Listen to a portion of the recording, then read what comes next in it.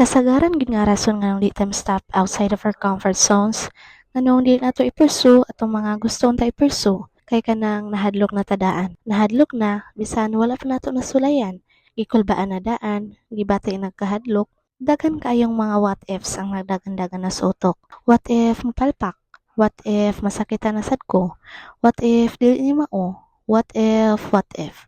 Walay katapusang what ifs. Kasabot kong kulba. Syempre, dili man gyud dali mo gawa sa atong safe zones, diba? But kung piliun nimo anara ka, tan-aw nimo mo grow ka. Growth happens when we step outside of our comfort zones. Growth is uncomfortable. It's scary. Normal ra kayo for us to feel that way.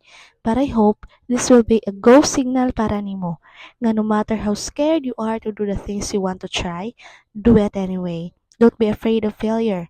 Masadlok mabuhi sa mga pagmahay. Tungod sa kahadlok nimo, maong wala na lang ka ni sulay.